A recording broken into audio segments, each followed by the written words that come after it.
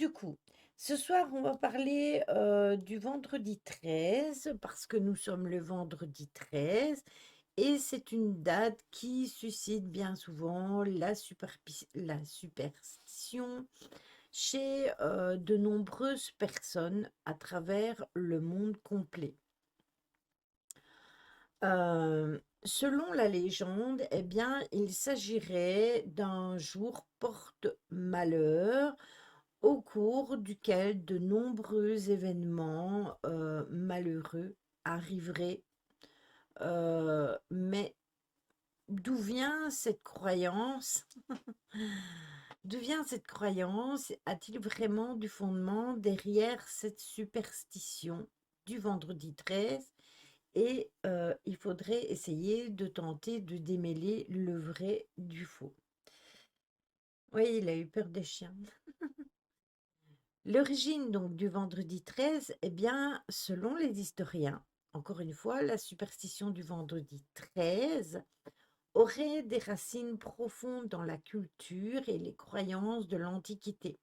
Certains experts estiment qu'elle pourrait remonter même à la mythologie nordique, où le 13e invité à une fête donnée par le dieu Loki était considéré comme un porte-malheur. Donc déjà, à cette époque-là, c'était déjà exactement, je suis d'accord avec toi, Caro. Il est également possible que la superstition du vendredi 13 soit née de la combinaison de ces deux légendes et comment la deuxième, c'est le fait que c'est plus relié à la religion chrétienne, en fait, où le 13e invité était Judas, qui était considéré comme le traître et qui a livré Jésus aux Romains. Donc le vendredi était le jour où Jésus a été crucifié et il est devenu associé donc à la malchance. Donc en fait, ce qu'il y a, c'est que celle de la mythologie nordique est venue rejoindre celle de la religion chrétienne et ces deux superstitions-là, combinées ensemble, eh bien, on a dit que c'était lié à la malchance. De toute façon, quoi qu'il en soit, cette superstition est devenue largement répandue au fil des siècles et encore très présente dans de nombreuses cultures à travers le monde. On en parlait tout à l'heure, hier, ouais, tout à l'heure, enfin cette nuit, Simien expliquait quelque chose qui lui était arrivé le jour du vendredi 13 et que lui, il devait vraiment faire attention parce que ce jour-là, s'il ne faisait pas attention, il lui arrivait des trucs bizarres. Et, et en fait, ça vient beaucoup de ça. Et on en parlait avec Rizzy, on parlait de chat noir, on parlait du fait de passer en dessous des échelles. Tout ça, ce sont des superstitions. Euh, Pourquoi parler de croyances alors que c'était, on n'allait pas ce jour-là? Ah ben parce que justement, ils ont mis ça, parce que le fait d'être 13 à table, eh bien, ça a toujours posé un problème, et du coup, voilà. Mm. Oui, voilà, c'est ça. Alors, euh, selon les superstitions, donc, le vendredi 13 est un jour de nombreux événements malheureux. Certaines personnes croient que c'est un jour où ils sont plus susceptibles d'avoir des accidents. D'autres pensent qu'ils sont plus enclins à être victimes de vols ou de tromperies. Il y a également une croyance selon laquelle il est malchanceux de commencer un voyage ou un projet important le vendredi 13. Pour certains, cette superstition est si forte qu'ils refusent de sortir de chez eux et de prendre l'avion, le train, la voiture, de peur de s'attirer le mauvais sort. Regardez, aujourd'hui on était vendredi 13, c'est pas pour ça que je ne suis pas sortie en voiture, même si je n'ai pas été loin, et il ne m'est rien arrivé de fâcheux, et il est 21h20. Donc, en fait, c'est vraiment lié aux superstitions. Après, il y a des gens qui disent que le vendredi 13, est associée à un jour de chance. Donc voilà, à tes souhaits, Jim. Il a aussi fait son chemin dans la culture populaire avec de nombreux films, de nombreux livres et autres formes de divertissement. Vous connaissez tous le film Vendredi 13, qui est peut-être le plus célèbre de tous, mettant en scène un tueur en série qui s'en prend d'abord à sa sœur et à des adolescents dans un camp de vacances le vendredi 13. Le film est vraiment tiré de la légende puisque c'est par rapport au jour et seulement ce jour-là. Je crois que le compositeur Richard Wagner a beaucoup de liens avec le 13 dans sa vie. C'est fort possible. C'est fort possible, Jérôme. Le vendredi 13 est également une date populaire pour les soirées à thème ou des événements de peur, en particulier quand cette date-là approche d'Halloween. Ici,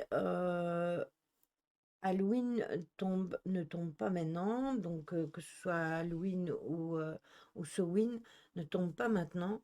Donc du coup, c'est pas encore la même chose. Ici, c'est au mois de septembre, donc c'est pas à cette période-là, donc ça change tout.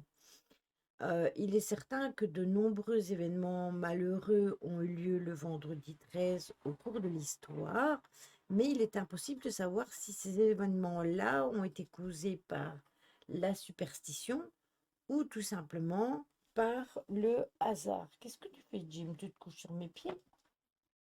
Tu sens pas bien? Qu'est-ce que tu fais? Jim, Jim, qu'est-ce que tu as trouvé? Bon, je sais pas ce qu'il faut. Mon chat est rhabillé aujourd'hui. C'est vendredi 13. Il est noir, donc. Il faut quand même noter que de nombreuses personnes ne sont pas superstitieuses et ne croient pas à ce vendredi 13, que ce n'est pas un jour nécessairement porte malheur, et pour eux, cette date est tout simplement un jour comme un autre, un jour de la semaine lambda. Un truc qui dit le vendredi 13 octobre 1307 qui aurait provoqué la chute de l'ordre et des plus grands financiers de l'Europe. Sauf qu'en 1307, l'Europe n'existait pas.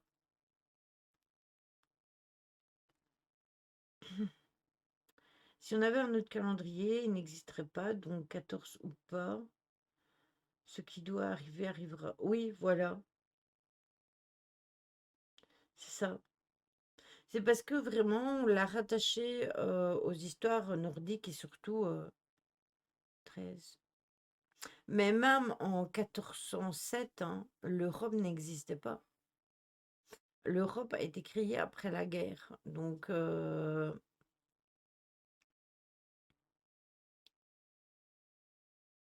n'y avait pas vraiment de financiers à cette époque-là. C'était encore le temps des châteaux forts, etc. Le continent, quoi. Ouais, c'est ça. Après, c'était pas encore disposé comme maintenant. La Belgique n'existait pas. Il y avait des pays qui n'existaient pas.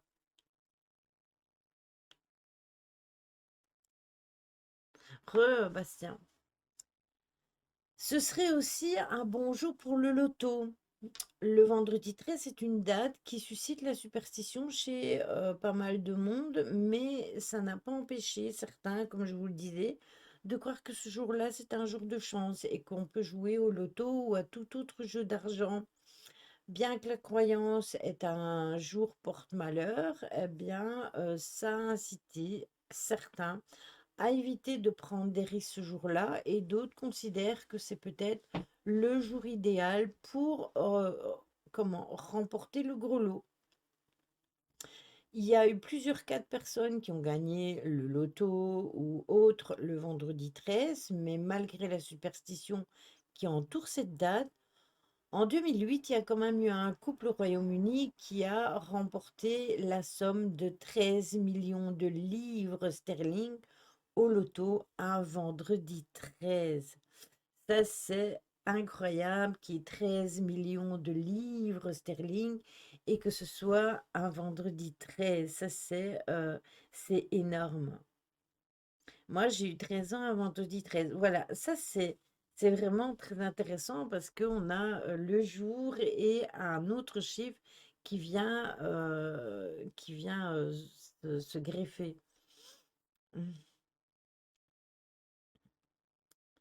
Mais clairement, oui.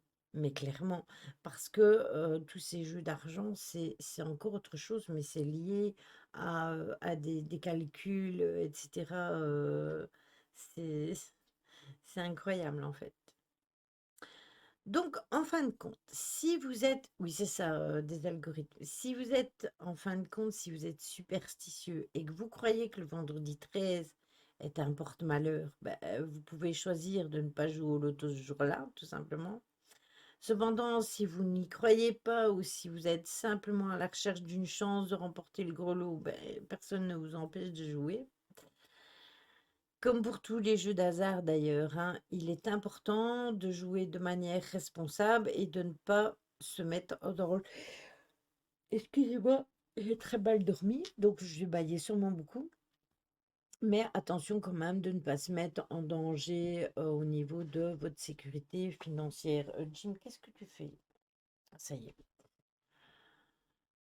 Le vendredi 13 est une date qui suscite quand même dans de nombreux pays à travers le monde une certaine superstition, mais la façon dont cette superstition est perçue et célébrée varie considérablement d'un endroit à l'autre. C'est ça. Oui, pour moi, c'est aussi un jour comme un autre, hein. Pour moi, qu'on soit vendredi 13 ou vendredi 14 ou jeudi 12, je peux avoir une grosse tuile un jeudi 12 et ne rien avoir le vendredi 13. Donc voilà, ou alors le truc merdique va découler de la veille aussi, ça peut arriver. Donc voilà.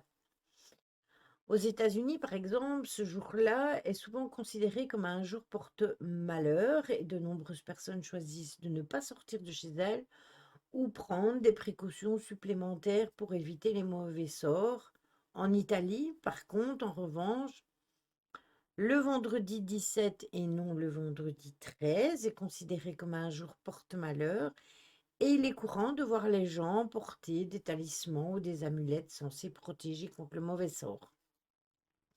En Asie, la superstition du vendredi 13 est également présente, bien que les croyances soient plus répandues, eh bien, c'est plus le quatrième jour du quatrième mois du calendrier lunaire qui serait porte-malheur. En Chine, par exemple, il est courant de voir des gens porter des talismans aussi ou de se rendre dans des temples pour se protéger contre le mauvais sort ce jour-là. Ouais, ben moi j'ai mal partout, Miao Mix. Je ne sais pas ce qu'il y a, si c'est le froid ou si c'est l'arthrose ou quoi, mais Véro, tu vois. Mais moi, franchement parler, je ne le savais pas non plus, hein. C'est parce que hier ils en ont parlé dans le live et que je me suis dit, ok, bon ben on est vendredi 13. Mais sinon, je suis vraiment le genre de personne qui n'a jamais le nez sur le calendrier. Du coup, je ne sais jamais si on est le 8, si on est le 9, si on est le 10, si on est le 20 ou le 22. Il y a vraiment que quand je suis au PC, et encore que je fais vraiment attention, que je dis, ah ouais, aujourd'hui on est telle date, ou alors on est tel jour. Mais sinon, en plus des racines culturelles et religieuses, eh bien, il y a également une explication psychologique à la superstition du vendredi 13. Selon certains psychologues, la croyance en un jour porte-malheur pourrait être le résultat d'une peur irrationnelle connue sous le nom de triskaidécaphobie. Et juste une peur excessive du vendredi 13 et elle peut conduire à une anxiété significative, à des comportements évitants, pour ceux qui en souffrent de trop. Cette phobie peut être traitée par une thérapie, cognitivo, comportementale et d'autres formes de traitement d'anxiété. Donc vous vous imaginez quand même qu'il y a des gens qui arrivent à se rendre malades juste par rapport à un jour et une date. Il y a également une théorie selon laquelle la superstition du vendredi 13 pourrait être le résultat d'un besoin de contrôle. En croyant que certaines actions peuvent attirer le mauvais sort, eh bien les gens peuvent se sentir plus en contrôle de leur vie ou de leur destin. Donc en conclusion, eh bien c'est une date qui suscite bien évidemment la superstition dans de nombreuses culture à travers le monde, avec de nombreuses croyances associées à la malchance, aux événements malheureux. Bien que à l'origine exacte de cette superstition, eh bien, c'est vraiment difficile de la déterminer. Il y a des explications psychologiques à la peur irrationnelle qu'elle suscite. Chez certaines personnes, ça oui. Mais si vous êtes superstitieux et que le vendredi 13 vous cause de l'anxiété, eh bien, il est important quand même d'en parler pour votre bonne santé mentale. Si vraiment vous vous sentez super, super mal parce que c'est le vendredi 13, tout simplement. Ça ne sert à rien de se rendre malade pour une date, surtout que les calendriers, les dates, les jours, les lundis, mardis, mercredis, etc., ils ont été mis par l'homme. Je vous rappelle qu'avant, il n'y avait pas de calendrier. Avant, on se référait au ciel avec un cadran solaire et au soleil. C'est ça, c'est ça.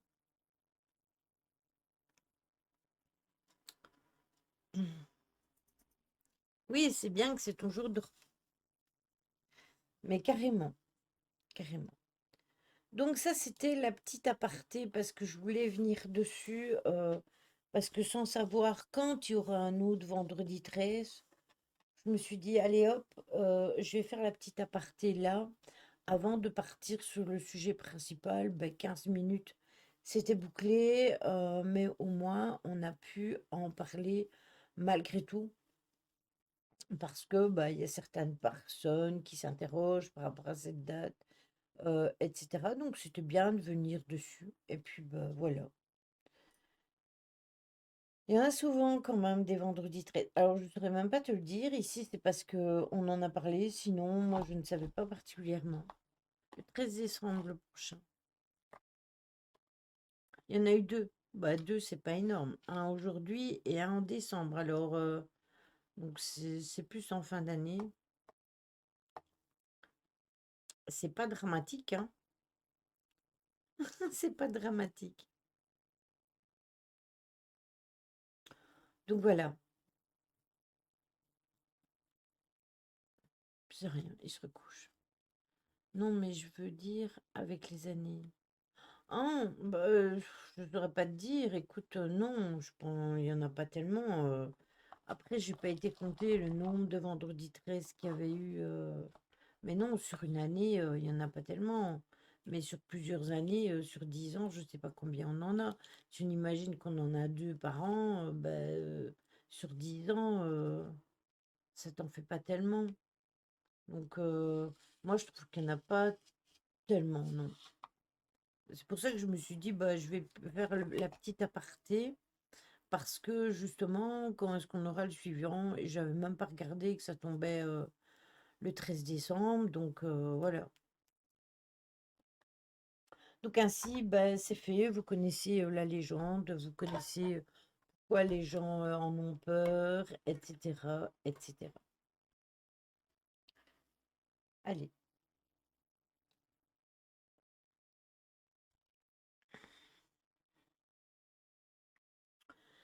on est parti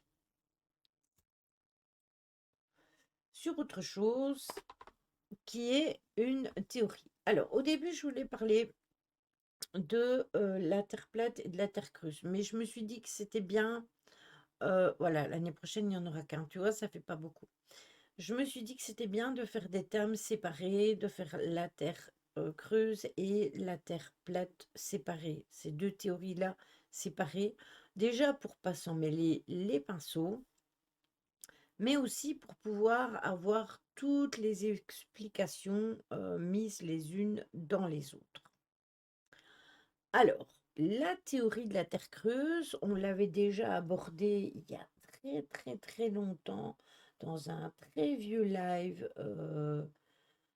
Je pense bien que c'était, j'étais pas encore sur YouTube. Je pense que je l'avais fait sur mon groupe Facebook et il avait été remis sur, sur YouTube. Je pense bien, je ne suis pas sûre à 100%.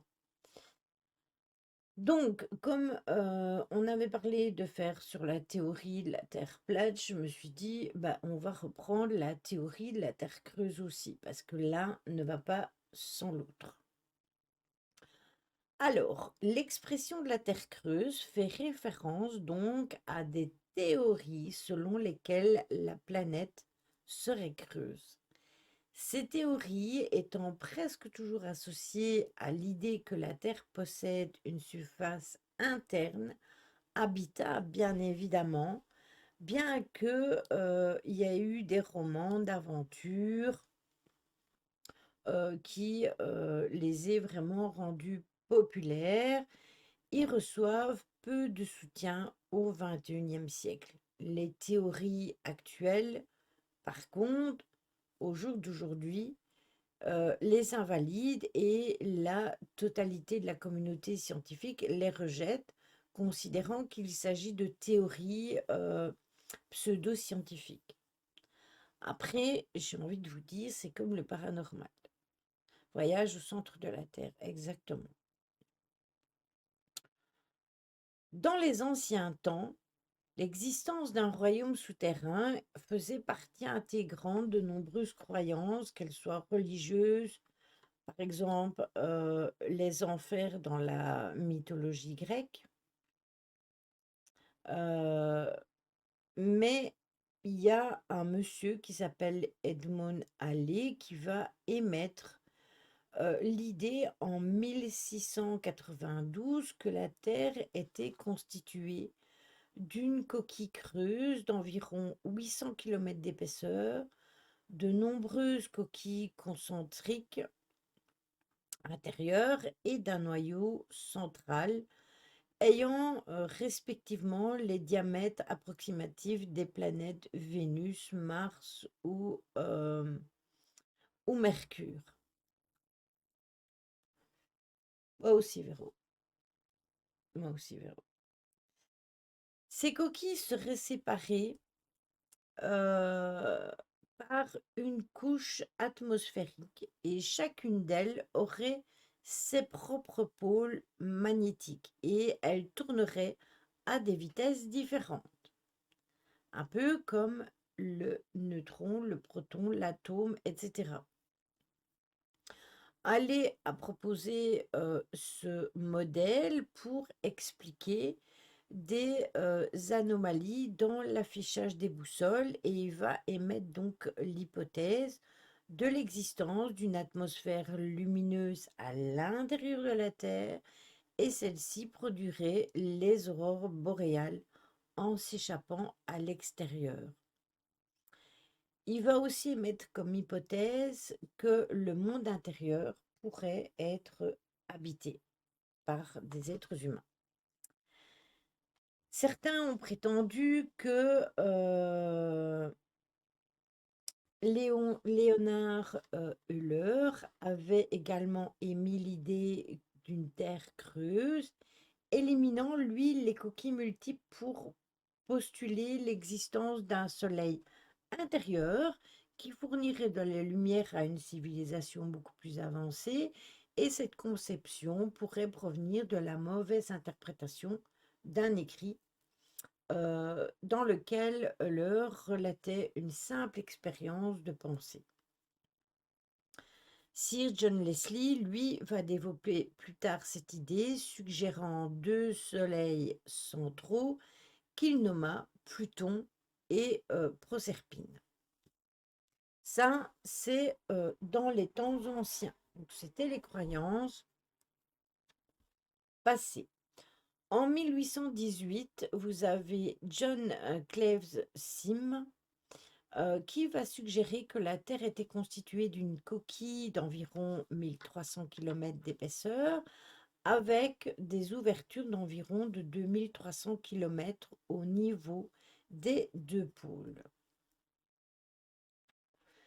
Pour lui, il y aurait 4 coquilles intérieures et chacune d'elles est également ouverte au pôle. Sim va devenir le plus célèbre parmi les premiers partisans de la Terre creuse.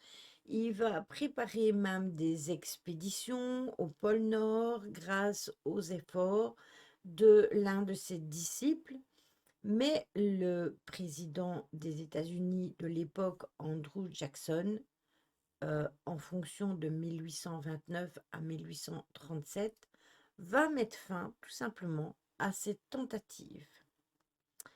Et du coup, John va mourir en 1829 sans avoir pu mener à bien ce projet. Un partisan de la Terre creuse du début du XXe siècle s'appelle William Reed. Il va écrire Le fantôme des pôles en 1906 et il va proposer l'idée d'une Terre creuse, mais sans coquille ni soleil intérieur. Vint ensuite Marshall Gardner, à ne pas confondre avec l'écrivain scientifique Martin Gardner, qui va écrire Un voyage vers l'intérieur de la Terre en 1913, puis une édition enrichie en 1920, et il va placer un soleil donc à l'intérieur de la Terre creuse, et il en bâtit ensuite un modèle fonctionnel qui va breveter. Il va ne pas faire mention de Reed. Il va prendre Sim et les idées qu'il avait dans les années 1800. Donc, il ne va pas prendre les idées de celui de 1900, il va prendre les idées de celui de 1800. Il y a plein d'autres écrivains qui ont suggéré que des êtres supérieurs possédaient une sagesse ésotérique et qu'ils habiteraient dans les cavernes souterraines d'une terre creuse et l'étaient selon lesquelles l'Antarctique, le pôle Nord, le Tibet, le Pérou ou le mont Shasta aux États-Unis, en Californie, sont l'entrée d'un royaume souterrain connu sous le nom d'Agartha. Euh, Certains prétendent même que les ovnis y ont des bases secrètes. On va d'ailleurs y venir sur le monde d'Agartha. Il y a des histoires surprenantes qui ont peut-être été acceptées comme étant véridiques dans certains cercles marginaux et elles ont aussi circulé, selon lesquelles Adolf Hitler et certains de ses partisans se sont échappés vers des régions souterraines à l'intérieur de la Terre, justement, et ils auraient emprunté une entrée située dans l'Antarctique, voire même le pôle Sud. D'ailleurs, petit aparté, il y a encore des recherches au niveau des pôles et bien souvent, on ne peut pas y aller comme on veut. Pourquoi? Ben, c'est bizarre, hein, et les contrées-là n'ont jamais été tout à fait bien analysées. Donc, on va dire que Adolf Hitler était raccord avec certaines théories de la Terre creuse concave. En 2001, Kevin et Matthew Taylor, là on fait un bond, qui sont une équipe australienne, père et fille, vont publier le livre La Terre sans horizon, dans lequel ils proposent une théorie pour le moins originale dans laquelle la Terre est creuse et dans une phase d'expansion qui doit construire en un état final d'équilibre. Donc, dans leur théorie, la présence d'un soleil central de petite taille, alimenté par des radiations qui proviendraient de la surface intérieure de la coquille terrestre, ça peut expliquer notamment le magnétisme terrestre. Oui, encore des endroits secrets. Bien évidemment, Véro. On ne saura jamais tout parce que il y a des choses qu'on ne peut pas savoir. Et c'est là justement que, à partir du moment où tu ne peux pas savoir, les gens se posent des questions, tout simplement. Alors, selon la théorie mathématique du potentiel gravitationnel d'Isaac Newton, la force gravitationnelle est nulle à l'intérieur d'une coquille sphérique, quelle que soit l'épaisseur de cette coquille. Donc, si on néglige l'effet des autres masses à l'intérieur et à l'extérieur de la coquille, eh bien, du coup, il y a un problème quand même à ce niveau-là. Donc, selon le théorème qui dit que la coquille est creuse, eh bien, selon ce théorème, et contrairement à une croyance qui serait bien populaire, les êtres qui vivraient donc à l'intérieur d'une terre creuse supposée ne subiraient aucune attraction vers l'extérieur et ne pourraient donc pas se maintenir sur le sol. Ils se trouveraient en état d'apesanteur presque tout le temps et ils auraient que par certains endroits des petites forces de gravité résiduelles qui proviendraient de la forme imparfaite sphérique de la Terre, des forces de marée produites par les corps célestes extérieurs, comme par exemple, on a ça avec la pleine lune. Donc la force centrifuge, due à la rotation de la Terre, les attirerait en théorie vers l'extérieur, mais elle n'exercerait pas, même à l'équateur, de force de gravité qui s'exerce à la surface extérieure. Ça, ce sont des théories mathématiques.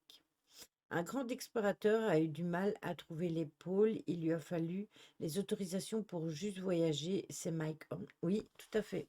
C'est un personnage très intéressant. Il fait des voyages magnifiques. Et oui, je le suis aussi, Véro. Et c'est vrai que lui, il lui a fallu beaucoup, beaucoup d'autorisations. Il avait été, je pense que c'est au pôle Nord, si je dis pas de bêtises, ou au pôle Sud, je ne sais plus, avec le grand JD, avec Amixem et avec Cyril MB4. Donc voilà.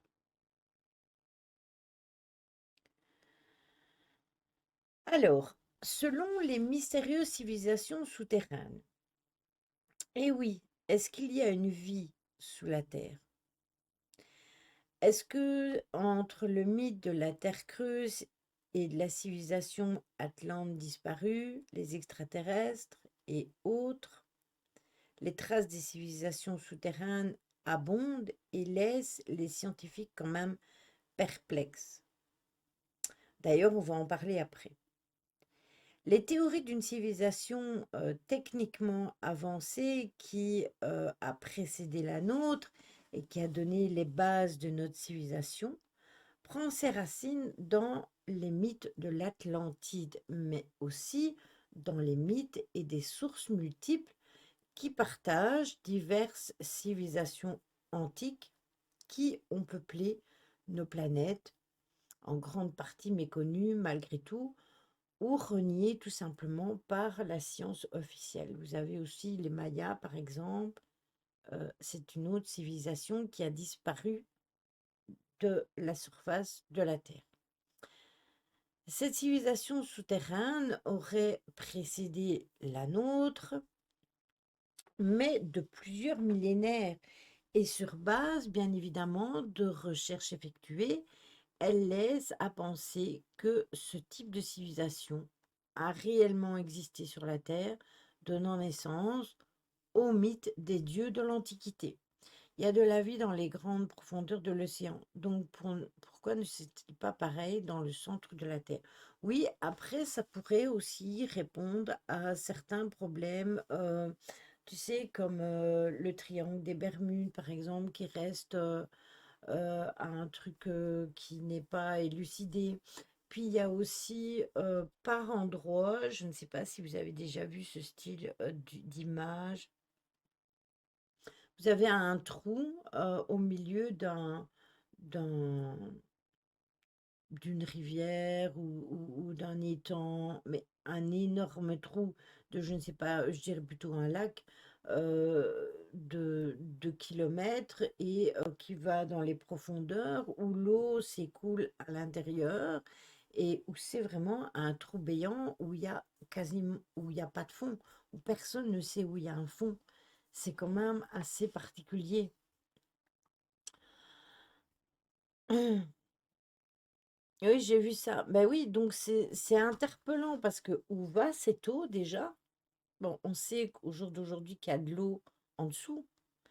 Donc, où va cette eau et qu'est-ce qu'il en advient et pourquoi, etc. Alors, sur le site de la mémoire de l'Atlantide, vous avez le royaume qui existe à l'intérieur de la Terre qui s'appelle Agartha. Et sa ville principale est Sambala. On va en parler après. Coucou Carpaccio, comment vas-tu? Oui, je ne sais plus non plus comment ça s'appelle, mais je vois c'est quoi, c'est pour ça que je vous explique là. Explique ça. Il existe plusieurs tunnels d'entrée vers le royaume aux USA, au Brésil, en Italie et aussi en Égypte. Comment vas-tu Carpaccio? Imaginez Sambala comme les Nations Unies de plus de 100 cités souterraines qui forment le réseau d'Agartha. Il s'agit en fait du siège du gouvernement pour le monde intérieur et Sambala est un continent intérieur. Ces colonies satellites sont des petites écosystèmes qui sont complètement fermés, situés juste sous la croûte terrestre et cachés discrètement dans les montagnes. Le royaume intérieur est composé d'êtres spirituellement élevés à un point que nous ne pouvons pas imaginer. Les Atlants, les Lémuriens, mais aussi d'autres races. Le lac de Pavin n'aurait pas de profondeur. Il y a des plongeurs qui ne sont jamais remontés. Oui, ça avait été évoqué, en effet, je me rappelle sur le live. Faudra que je m'y intéresse à ce lac Miao Mix d'ailleurs.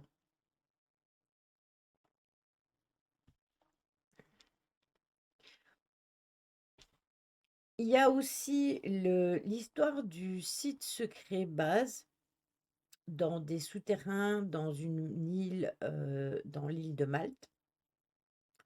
Et juste en dessous, de la pointe du sud de l'Italie, eh bien, dans la partie la plus occidentale de la mer Méditerranée, se trouve donc la fameuse île de Malte. Et Malte fut dans le passé la possession de nombreuses nationalités et fut considérée comme un des points les plus stratégiques de toute la Terre, port et point d'intersection entre Europe, Asie, Moyen-Orient, Afrique, etc.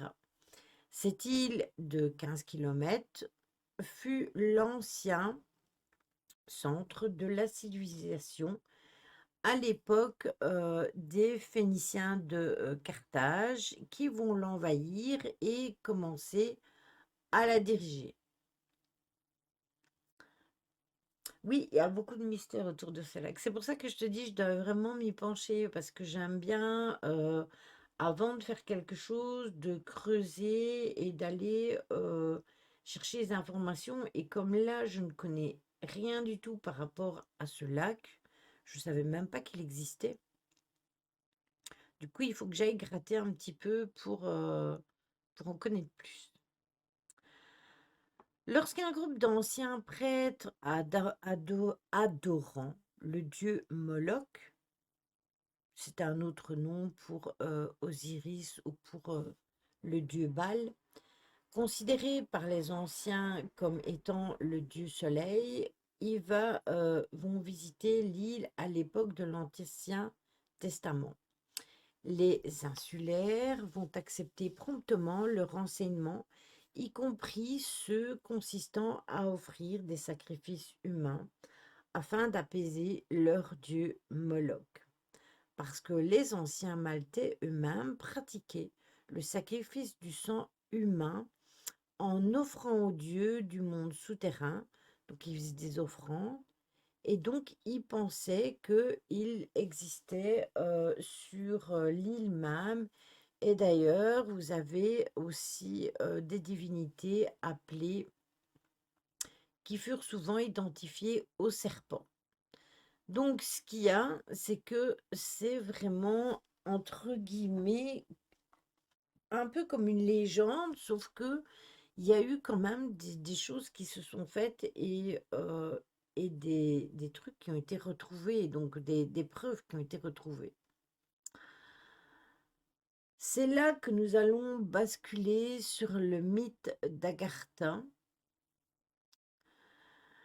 parce que c'est une cité souterraine qui est apparue dans la littérature du 19e siècle et qui inspire bien, bien nombre d'auteurs dans la pop culture. Et on peut penser notamment au célèbre et au très beau film d'animation Voyage vers Agartha, qui est un film japonais de Makoto Shinkai. Shinkai ou Shinkai, je ne sais pas comment ça se dit. Je ne parle pas asiatique. Donc, l'Agartha ou Asgartha ou Agarthi, selon les noms, est une cité, un royaume ou un monde souterrain qui serait mythique. Et sa description est apparue dans la littérature française au XIXe siècle, au sein d'ouvrages romancés témoignant de légendes et de mythes hindous et bouddhistes. Le thème réapparaît en début du XXe siècle avec le témoignage contesté d'un universitaire aventurier qui a parcouru la Mongolie. Et cette légende se lie ensuite au mythe des mondes disparus, c'est-à-dire l'Atlantide, la Lémurie, etc. Et à partir des années 1950, aux théories de la Terre creuse, eh bien, tout ça a fait un amalgame. Donc l'Agartha est en général présentée comme un monde idéal, dépositaire de connaissances ou de pouvoirs surnaturels. Et Agartha est aussi un monde souterrain où la violence n'existe pas et où la paix règne partout. Si c'est pas beau ça, on va y aller nous à Agartha. Il y a un dessin animé qui passait à l'époque, Les Mondes Engloutis. Aussi, exact, il y a aussi Les Mondes Engloutis. Ça, c'est une série de dessins animés. Mais c'est exact, Jérôme. Donc, Agartha apparaît d'abord dans l'œuvre Les Fils de Dieu en 1873. Puis, on va le redécouvrir par la suite dans la Bible en Inde, parce que lui, Jacques Oliot, va faire un livre de l'Inde depuis ces années et son influence sur toutes les autres religions connues qui sont pour lui que des déformations. Donc, à la tête de tout ce qui est dirigeant, etc., concernant ça, eh bien, il va dire que, en fait, les manifestations visibles et permanentes du Dieu sur Terre, eh bien, c'est à cause d'Asgartha. Le dessin animé, c'est pas un scientifique avec la barbe blanche. Toi, tu parles du film Atlantis, non? Et encore, je sais même pas s'il y a une barbe blanche dans Atlantis, du dessin animé Atlantis. Je saurais pu te dire parce que moi je les ai vus, mais ça date déjà. Ah oui, oui, oui, il était une fois, juste, juste. Le scientifique avec la barbe blanche, c'est il était une fois. Merci Miomix. Il avait une longue barbe blanche et ils ont fait la préhistoire, ils ont fait des dessins animés. Moi, je regardais ça quand j'étais petite. Ben c'est ça alors. Ils ont même fait sur la santé, sur le corps humain, etc.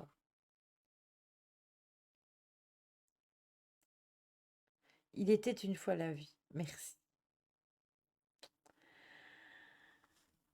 Dans un second ouvrage, Agartha est un royaume souterrain disposant d'une grande université centrée originalement, originellement autour d'une ville en Inde qui a été là fondée par le premier homme, Manu, selon la mythologie. Puis transféré sous les monts de l'Himalaya en 1800 avant Jésus-Christ, et son roi garde un secret qui permet de fabriquer des armes puissantes grâce auxquelles le Christ anéantira le mal et établira la paix.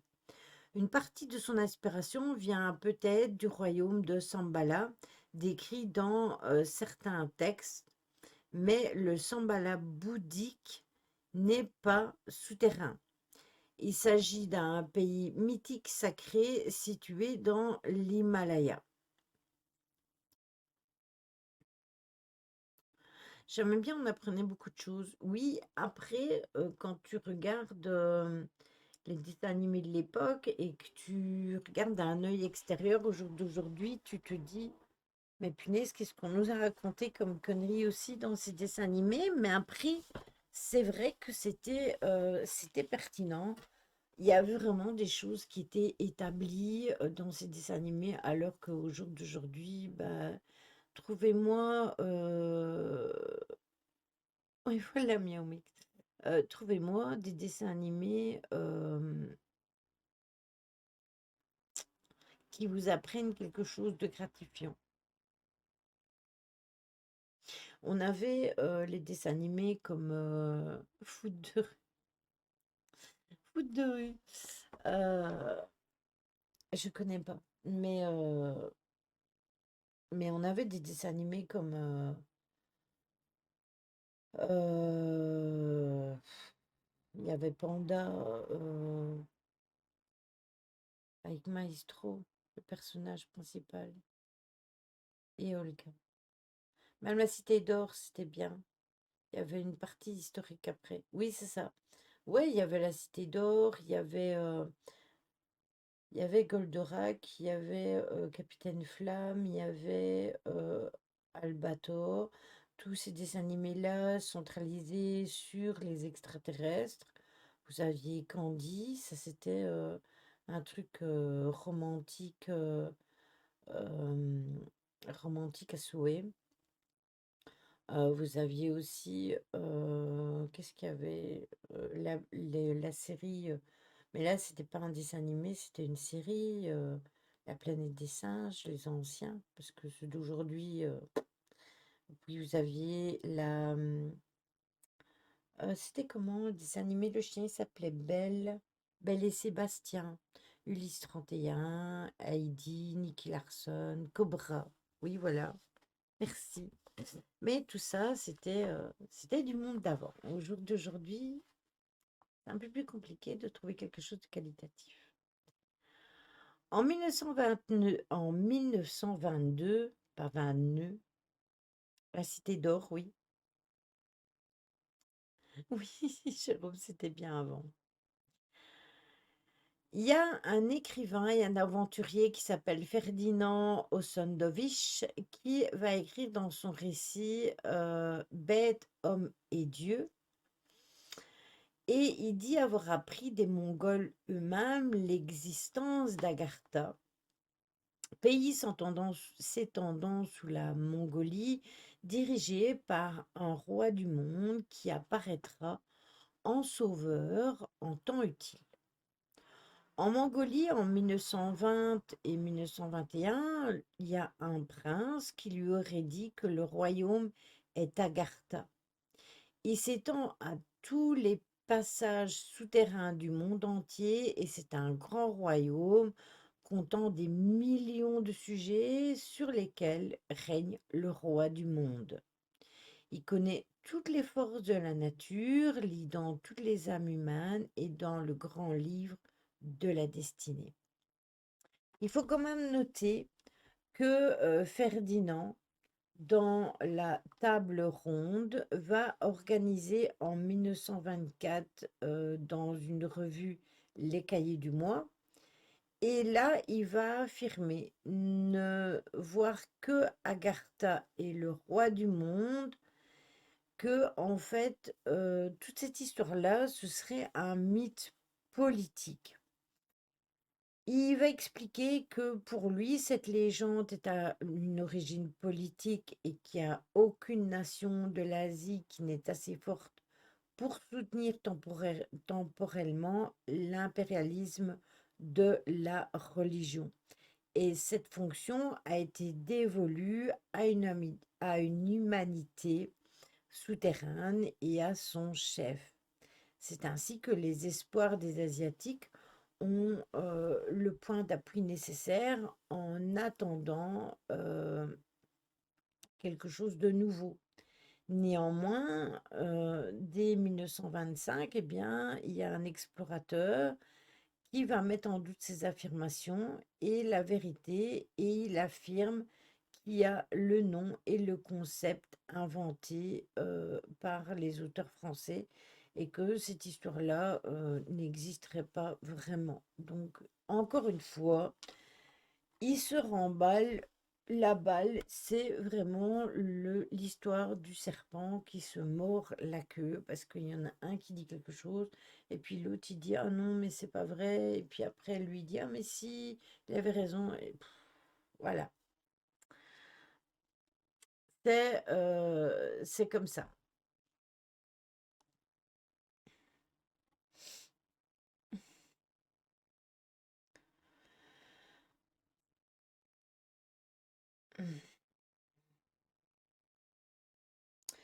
Il faut savoir qu'après la Deuxième Guerre mondiale, Agartha revient associé à Shambhala dans des ouvrages qui exposent de possibles contacts entre le Troisième Reich et les forces occultes de l'Himalaya et de l'Asie centrale.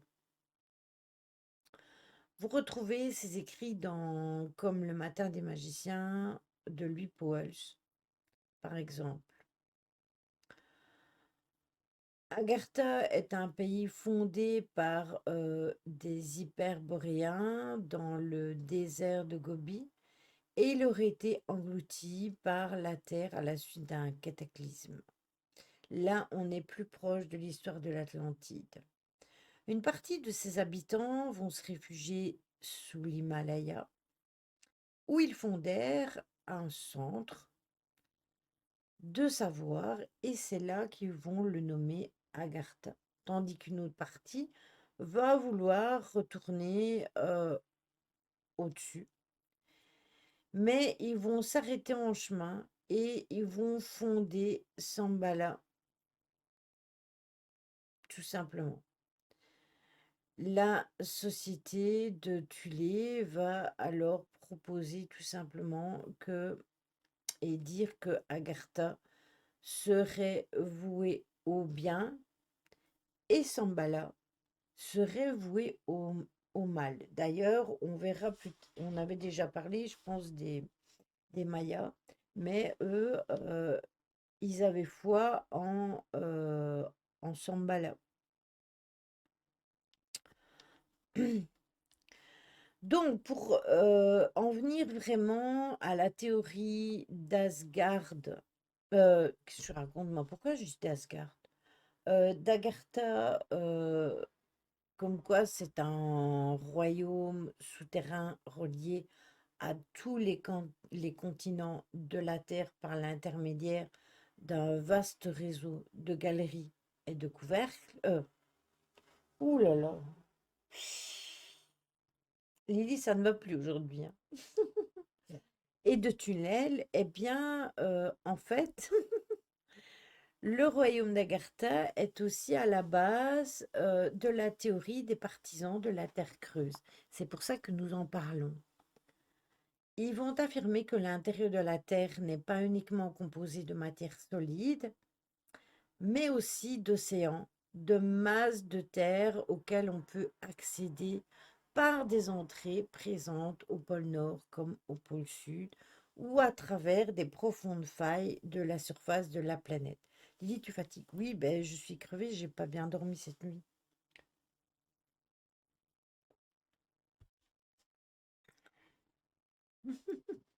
Ouais, c'est pas grave, je dormirai mieux cette nuit si chopé. J'ai essayé de me reposer cet après-midi, après avoir terminé tout mon ménage.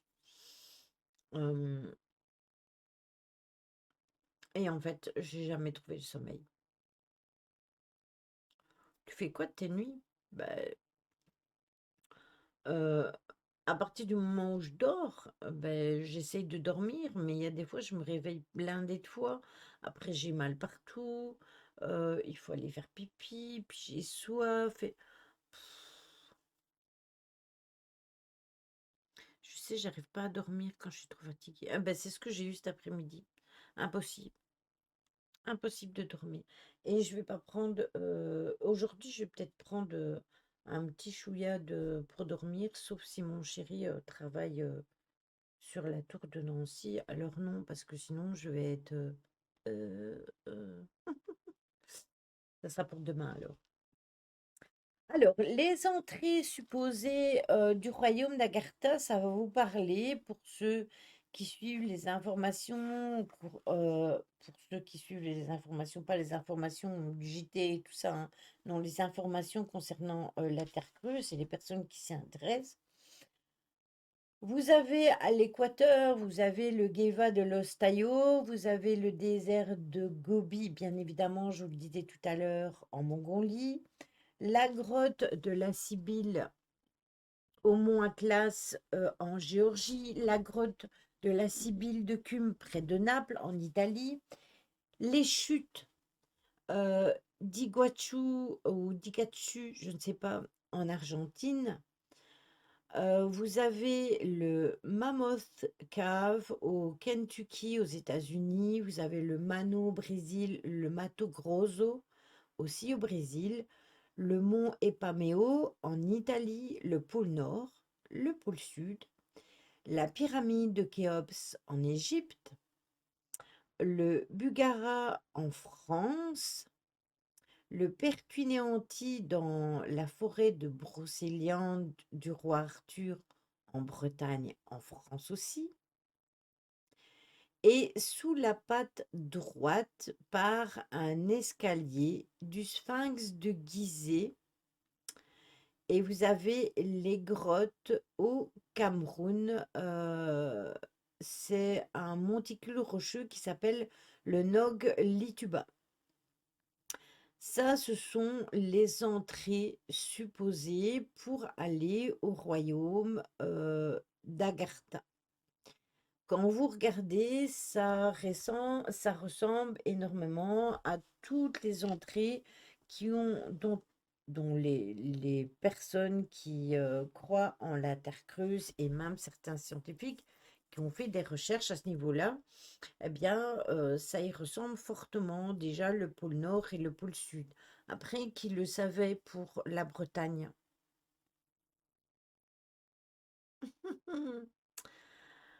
Dans la légende, on n'en parle quasiment pas de cette, on parle d'une grotte, mais on ne parle pas justement, que ce serait, un couloir, enfin, ouais, un couloir qui irait sous la terre et profondément.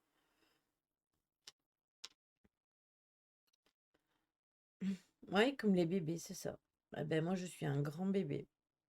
Et Ryan, cet après-midi, me conseillait de boire du thé ou de la tisane.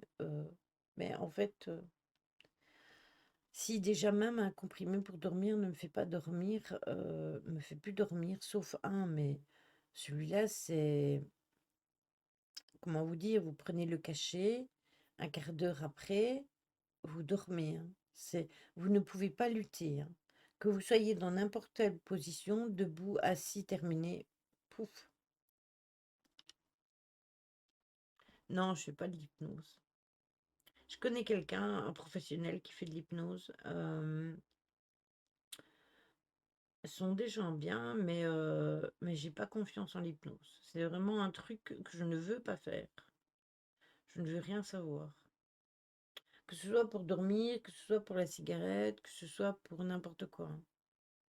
Un ami à mon mari a une maison avec des grottes en dessous, c'est surprenant. Ah ouais, mais complètement.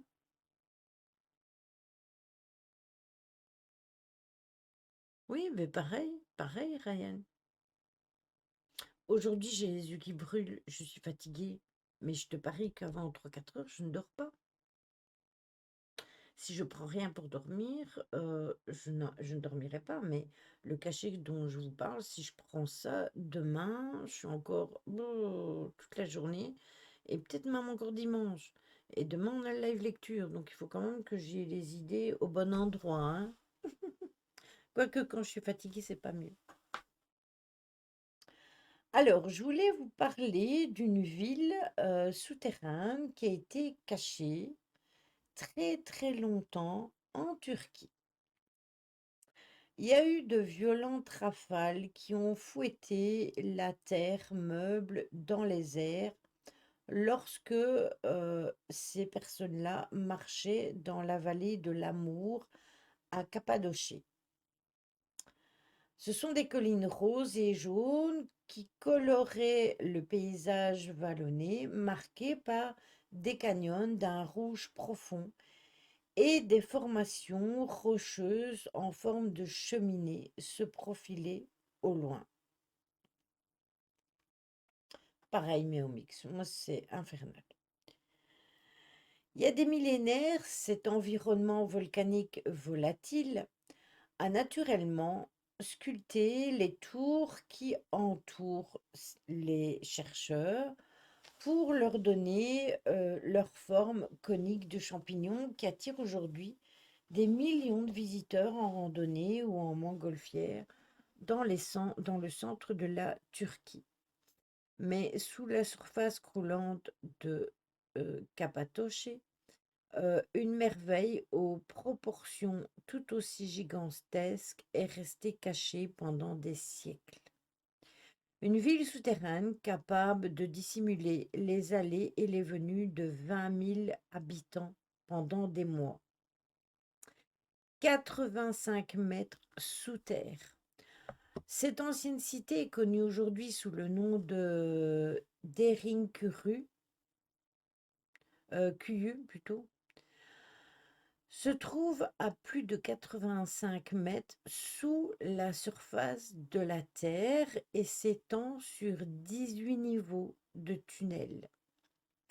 C'est la plus grande ville souterraine fouillée au monde et elle a été utilisée presque constamment pendant des milliers d'années, passant des mains des Phrygiens, des Perses, des Chrétiens, à l'ère byzantine. Elle a été finalement abandonnée dans les années 1920 par les Grecs de cet endroit-là lorsqu'ils ont été confrontés à la défaite pendant la guerre gréco-turque et ont mis fin au fait que la Grèce était dans cette ville souterraine et se sont enfouis en masse tout simplement. Ils sont retournés en Grèce. C'était une civilisation cachée et les fouilles ont commencé immédiatement qui vont révéler un réseau d'habitations souterraines, d'entrepôts de nourriture sèche, d'étables, d'écoles, de caves et même d'une chapelle. C'est une civilisation entière qui est cachée en toute sécurité sous terre. La cité troglodyte a rapidement été visitée par des milliers de touristes, mais attention, il ne faut pas être trop claustrophobe. Et en 1985, la région a été inscrite sur la liste du patrimoine mondial de l'UNESCO. C'est quand même incroyable. On essaye de nous démontrer par A plus B qu'on ne peut pas vivre sous la terre, qu'il n'y aurait pas de champ magnétique, etc. Donc, il n'y aurait pas d'apesanteur, excusez-moi. Et là, on apprend quand même que il y avait quand même cette ville à 4. Je ne sais pas si vous imaginez c'est quoi 85 étages sous terre. C'est comme si vous mettiez un grand building de 85 étages en dessous, en dessous de chez vous.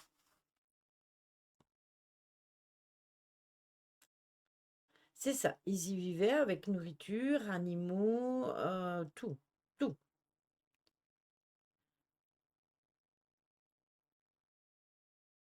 Dans le livre, il mentionne les peuples d'Anatolie ou près de la région de cet endroit-là, vivant sous terre dans des maisons creusées plutôt que dans des grottes plutôt populaires, creusées dans les falaises, également bien connues dans la région, parce qu'il y avait ces endroits-là aussi.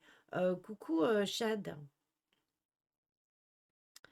Donc ça a été adapté par la suite parce qu'il y a des professeurs qui ont fait des études classiques à certaines universités et du coup ils ont adapté les écritures et ils ont remarqué que le type de construction souterraine était en absence d'eau dans le sol et que la roche était malléable et modelable. C'est quand même étrange comment ces gens, ils ont pu vivre sous terre, soi-disant sans eau. Est-ce qu'il y a eu des espaces souterrains d'eau par le passé qui se sont asséchés? C'est possible. Ce qui est étrange aussi, c'est que en fait, le sol, il est facile à sculpter avec des outils simples comme des pelles et des pioches, mais de toute façon, même s'il est modelable, même s'il est facile avec des pioches, etc. Vous imaginez, il y a X siècles, faire des trous de plus de 85 étages sous terre? C'est comme l'histoire de la pyramide, hein. Au jour d'aujourd'hui, quand on monte un gratte-ciel, il faut des grues. Et il faut je ne sais pas combien de temps pour monter ce building. Et là, on nous dit que les pyramides, les pierres étaient transportées sur l'eau et montées les unes au-dessus des autres, tout normalement. Logique. Normal, ils avaient des marteaux-piqueurs et des pelleteuses meurtrières. Et et aussi allez, je viens de le dire en plus. Des grues, voilà.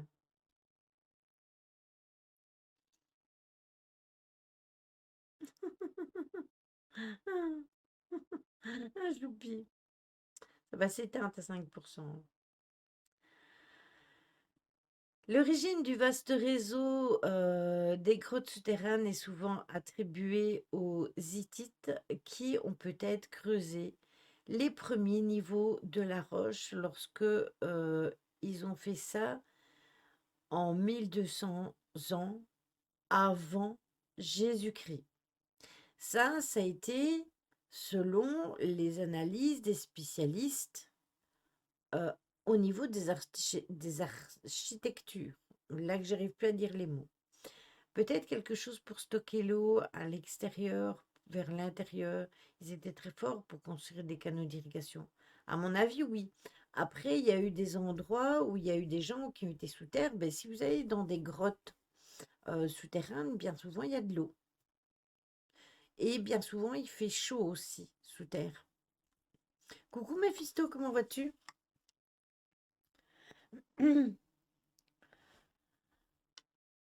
Donc, il se serait développé là, vers la fin du premier millénaire avant Jésus-Christ, et ils avaient un penchant pour le fait de faire des formations rocheuses et des créations remarquables qui étaient taillées dans la roche, mais quand même, c'est quand même assez perturbant ces constructions-là. Les Phrygiens étaient l'un des premiers empires les plus importants d'Anatolie quand même, donc c'était pas rien du tout. À l'origine, eh bien, Derinkuyu était probablement utilisé pour le stockage de marchandises, mais son objectif principal était de servir de refuge temporaire contre des envahisseurs étrangers. Donc c'était fait pour aller se cacher et survivre. Ils avaient déjà presque anticipé les grosses guerres dans ces années-là, hein. Pourtant, c'était dans les années avant Jésus-Christ, 1200 avant Jésus-Christ. La succession des empires et leur impact sur le paysage explique l'utilisation d'abris souterrains. C'est toutefois au moment de l'incursion islamique au 7e siècle dans l'Empire byzantin que les habitations ont été utilisées vraiment dans toute leur ampleur. Les Perses, par exemple, ont habité la région et se sont développés au-dessus de la ville souterraine au cours des siècles suivants. La population a atteint son apogée justement à l'époque byzantine avec près de 20 000 résidents et ils vivaient tous sous terre.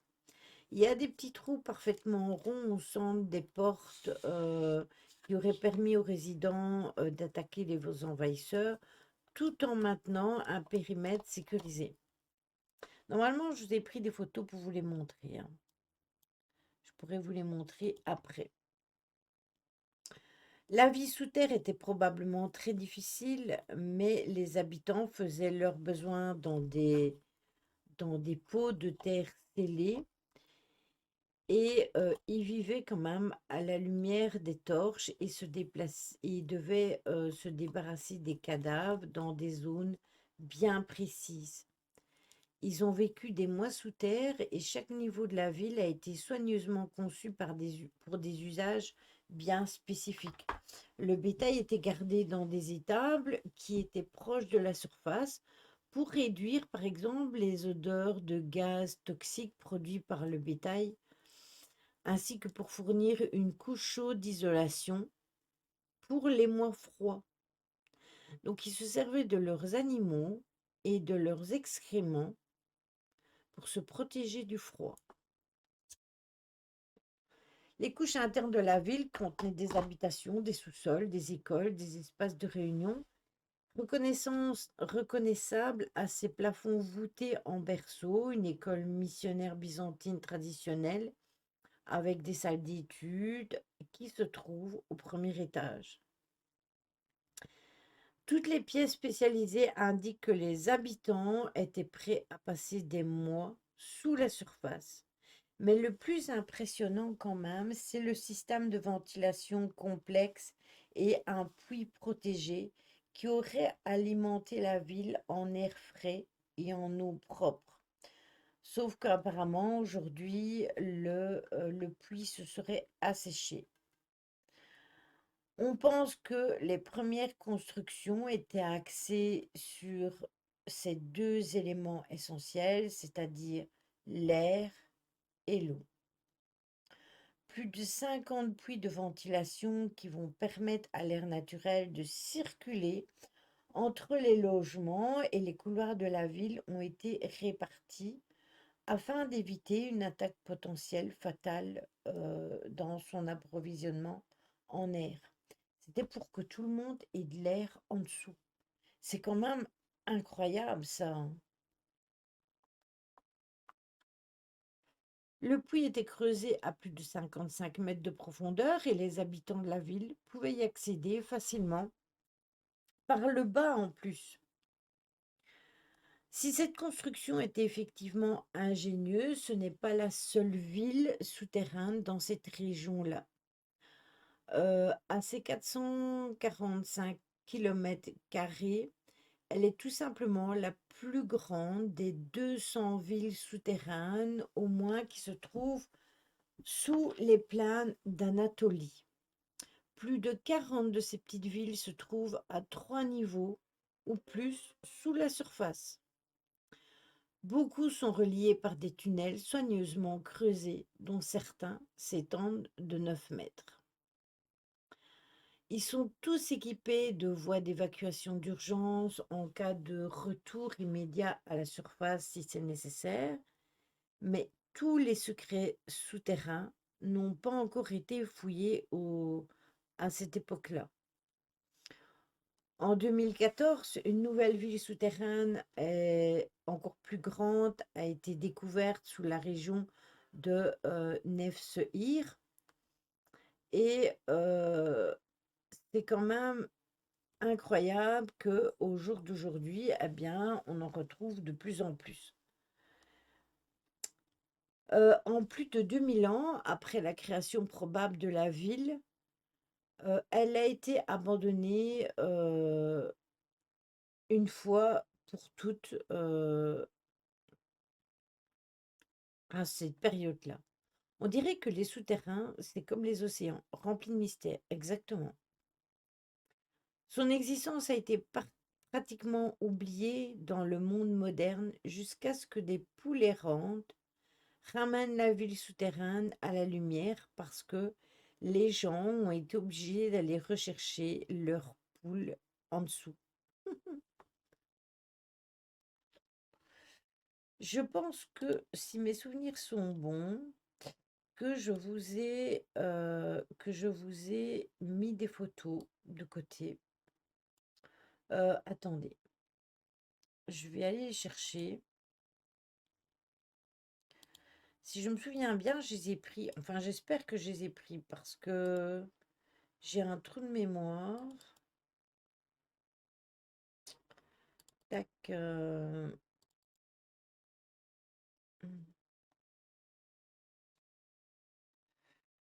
Ah ben non, je les ai pas pris. Merdouille alors. Mais peut-être que je pourrais aller les rechercher. Attendez. Hmm,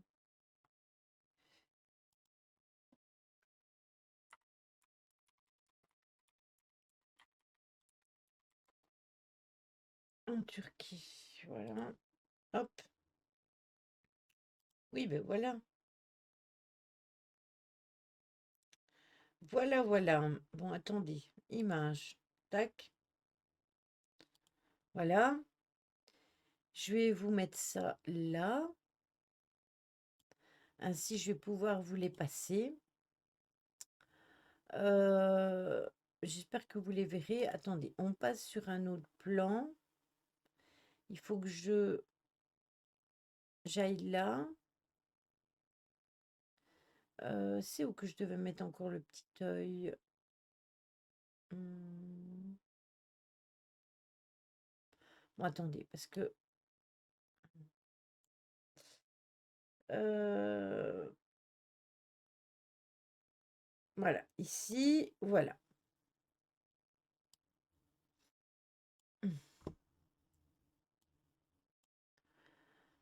Hop, j'agrandis ma page, mais vous n'avez pas les images plus grandes.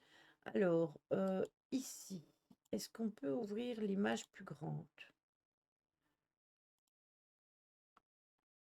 Oh, il m'ennuie ce truc. Voilà. Voilà, à quoi ça ressemble. Donc ça, c'est au-dessus. Bah, ça, vous avez compris. Et tout ça, ah oui, mais je vois plus vos commentaires. Attendez. Voilà. Et tout ça, c'est en dessous. Il y a encore des autres noms ici. Il y a aussi dans les Pyrénées. Là, voilà les galeries.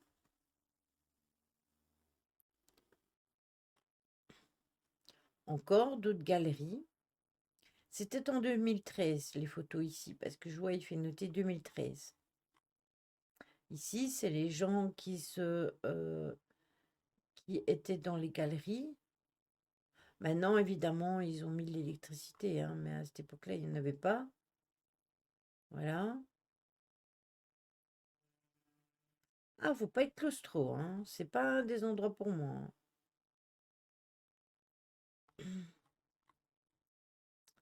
Voyez, c'était vraiment, voilà, fallait être hardi quand même, hein, pour faire ça. Ah ouais, moi aussi.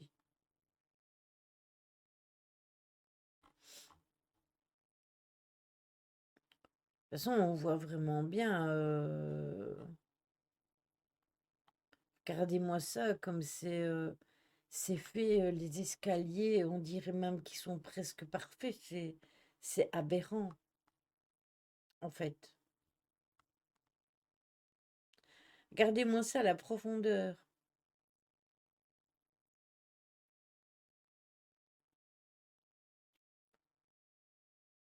En 1983. Ça, c'est de l'extérieur. Voilà.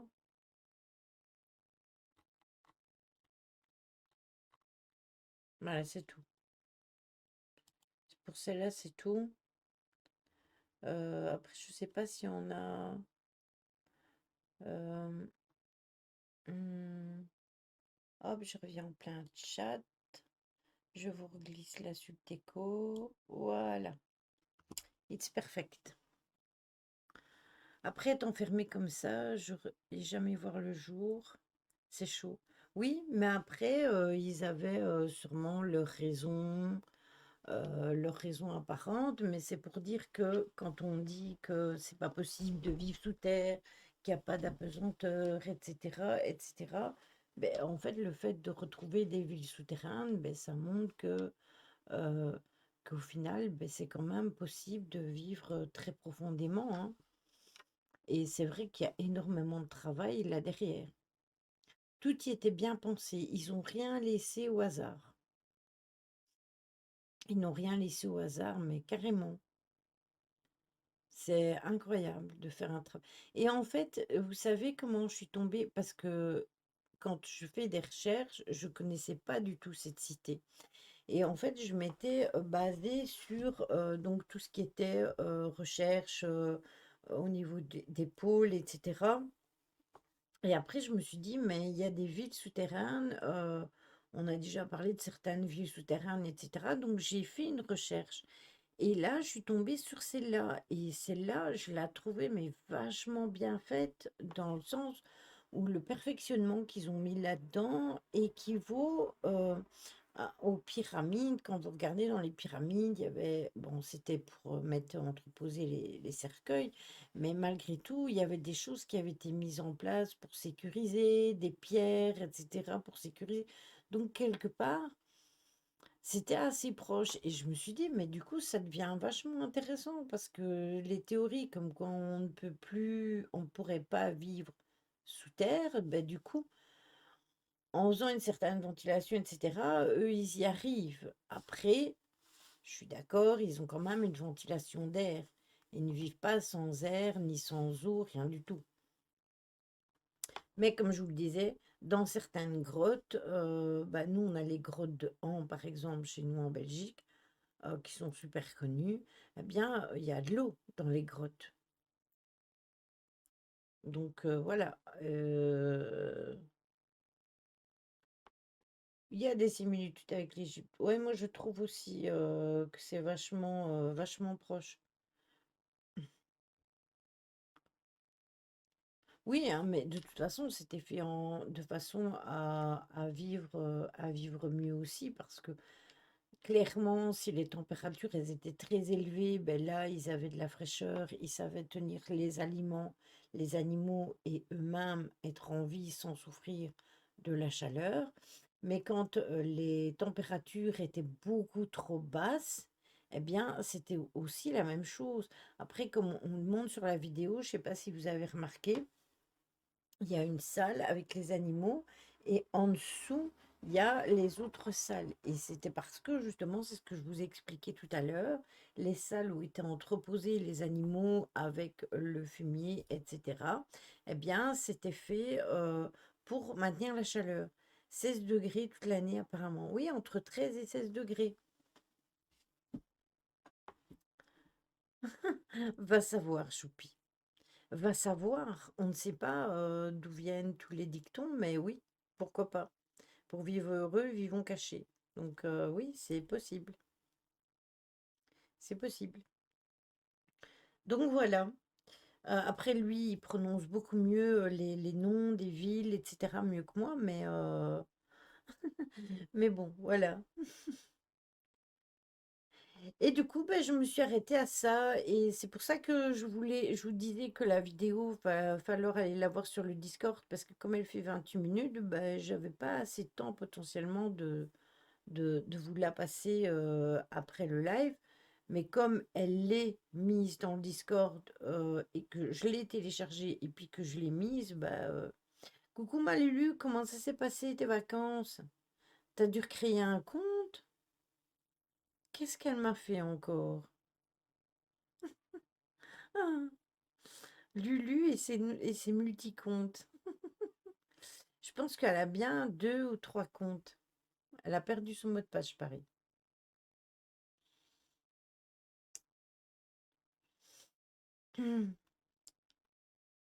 Comment on va bourriquer?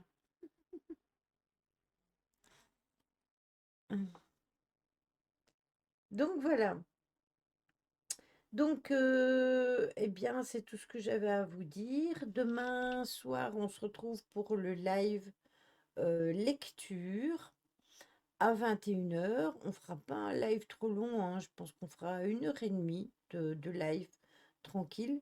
Pour les personnes qui ne savent pas être là le mercredi pour le samedi pour la lecture, n'oubliez pas que je remettrai le replay sur YouTube mardi. Les maisons troglodytes, c'est certainement copie de cette ville. C'est bien possible. C'est pas grave, Ryan. C'est samedi, c'est le jour des sorties. Oui, ça a été, mais beaucoup de vent et peu de pluie. Oui, bingo, c'est ça le mot de passe. Tu vois, je te connais tellement bien. Euh, oui, dans les vidéos que tu m'avais envoyées, parce que Lulu m'a envoyé des vidéos de sa maison de vacances et où elle était à la mer et tout. Oh, mes enfants, c'est magnifique où elle a été. Euh, c'est vraiment magnifique. C'est comme Véro, hein. Vous êtes partis toutes les deux à la mer en même temps, quasiment. Je finis tard demain, je regarderai les replays. Oui, après, je le mettrai mardi, t'inquiète pas, sur YouTube. Donc, tu pourras le voir sur YouTube.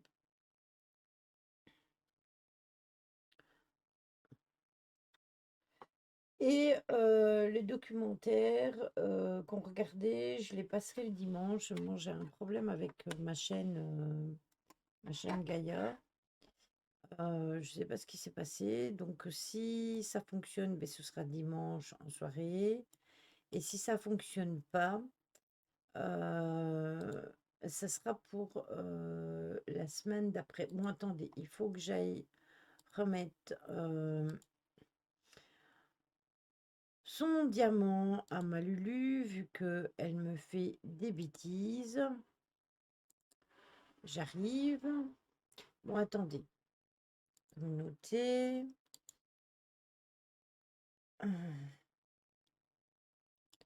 Bon, ça lag, aujourd'hui encore. Ajouter. Tac, je la colle là. Voilà. Hop, enregistrer. Et je vais aller retirer ton ancien, vu que tu n'as plus ton ancien pseudo. Comment je vais savoir? Maintenant, il y a 7 mois. Il y a 7 mois, c'est celui-ci. Voilà. Hop. J'avais déjà retiré ton ancien, je me souviens. Voilà. Hop. Ah, les mouettes m'ont nargué quand je suis partie.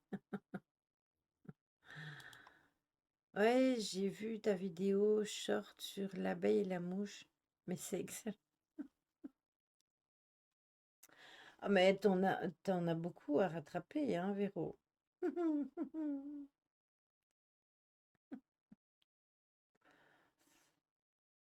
C'est ça, on n'a jamais eu autant d'aurores boréales. Et ça, c'est pas normal.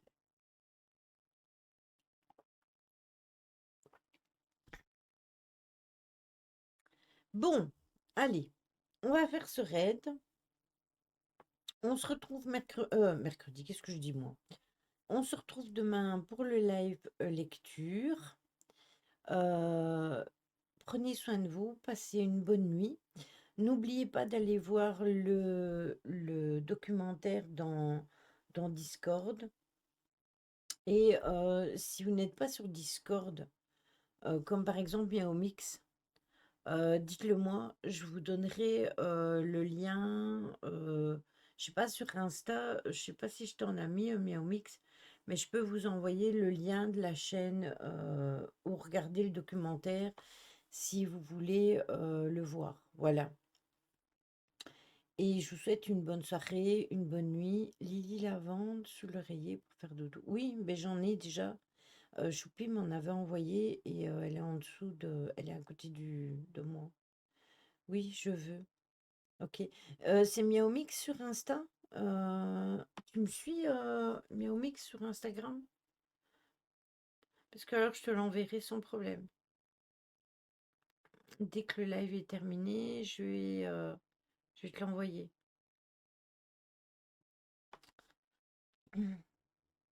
Au pire, fais-moi un MP sur Insta, que je sache que c'est toi. Et puis voilà. Bon, attendez, on passe. T'es comme moi, t'arrives pas à dormir. Ah non, et vous allez voir la semaine prochaine, ça craint. Ça craint entre la pleine lune, l'éclipse et le portail, plus mes bonnes, ça va secouer.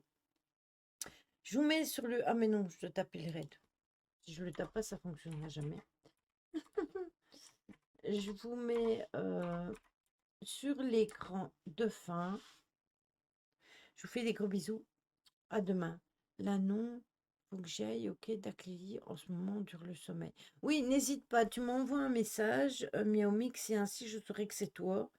Et je te l'enverrai directement. Dès que. Mais attendez, parce que. Pou, pou, pou, pou, pou. Voilà. Attendez, parce que il me fait des conneries là.